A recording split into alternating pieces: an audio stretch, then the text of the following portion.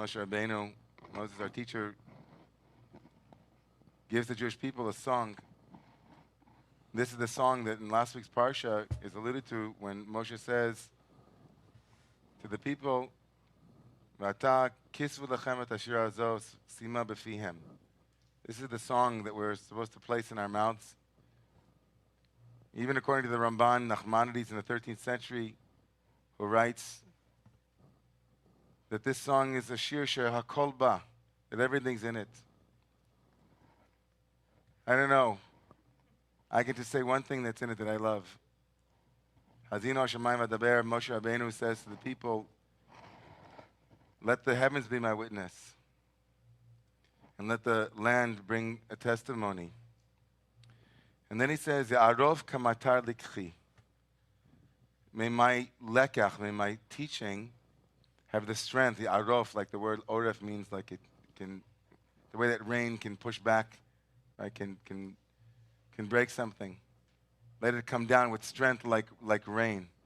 Let my teaching come strong like rain.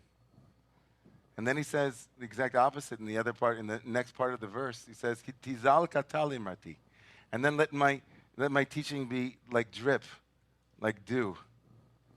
So let my teachings, he says, my lekach, my lessons be really strong, and then let my lessons, my teachings, right, my sayings, let it be like dew. Well, which one is it, Moshe? Is it going to be strong like rain, or is it going to be gentle like dew? The Talmud explores the difference between dew and rain. The Talmud in Masechet Ta'anit says, the tractate Ta'anit says, that we pray for rain, because sometimes rain arrives and sometimes it doesn't, and especially, of course, in their culture, in the place where the Torah was written, right? If land of Israel didn't have rain, it wasn't like the Nile. It's like if they didn't have rain, they couldn't depend upon it, and so they were always contingent upon the rain. The rain was fickle. Sometimes it would come, sometimes it wouldn't. And when it came, sometimes it would be really good, and sometimes it would be really bad. So they had a really interesting relationship with rain. But the Talmud says, but dew, tal, dew, olam levracha, it's always there. You wake up in the morning, a dew, a da, it's there. It's there next week, it's always there, and it always is gentle. It always rests on the thing it irrigates. It never is destructive. Sometimes it's not enough. You can't live on dew alone. Human beings can't live on dew. It's not enough. But there's something about it that's so profoundly where we are at this moment in the Torah cycle, in our holiday cycles, and in our COVID cycle. You know, as a teacher, as a rabbi, as a parent, as somebody who has wisdom, all of us have wisdom that we give to people. Sometimes they can hear it and sometimes they can't. Sometimes when you give somebody a truth, depending on when you give it to them, sometimes it breaks them completely. And as a teacher, you think to yourself, you know, sometimes breaking a student is okay, right? Sometimes it's that kind of teaching. Sometimes, like Moshe said, it's going to be like rain. And sometimes here comes the rain again, falling on my head, right? Like a mystery, falling on my head, like a new emotion. Here it comes again and again. And it's like, oi, enough with the rain. Enough. But we need it sometimes. We need teachings like that. Moshe Rabbeinu says, sometimes my teaching's going to land in such a hard way. But tizal katali marti, but sometimes, he says, there's always a place, he said, for us to be able to receive teachings that sustain us and that give us the kind of nourishment, the kind of irrigation that we need just today. And I think that I speak for almost every rabbi that I know and every clergy person that we've been in touch with. And, you know, whether it was my friend Rachel Timoner in Congregation Beth Elohim in Brooklyn or other friends that I know, when I read their sermons, very few people gave sermons this year that were like rain. Because, you know, we all need some irrigation. We need some of that Ehyeh katal Yisrael, Yifrach kashoshana, the prophet Hosea says.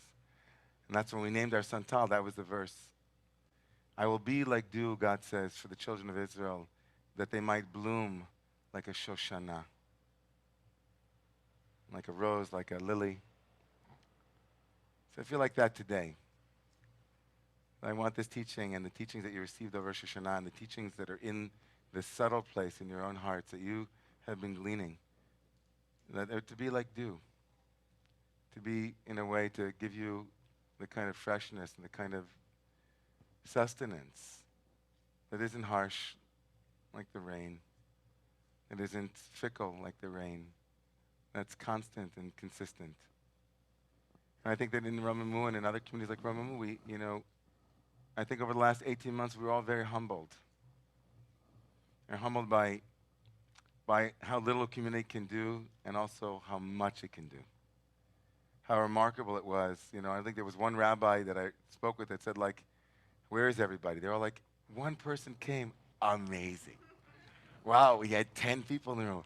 Amazing. No one did like the Rabbi Olympics where, like, they're comparing notes. Like, how many people you ever, like, who cares? People came. We're like, it's so amazing.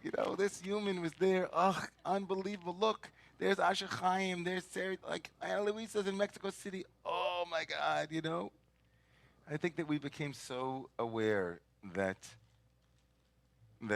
places like Ramamu and Kabbalat Shabbat and all of the tradition, all of these books here are like, really, sometimes they come really hard like rain. But really, really, really, Tizal Katal Imrati, it's always there. It's there to nourish, it's there to touch, it's there to revivify, to reinvigorate, to resuscitate us, to help us bloom, especially in a difficult time. So I just want to say, to give you all chizuk, and myself too, that when you wake up in the morning, and you wonder, is it going to be one of those days, do I need an umbrella? Before there's even an umbrella need, there's always just the dew there that's ever present, that's fresh, and that can be enough for us, just that much. And if that's where you are in your life, and I feel that way sometimes now,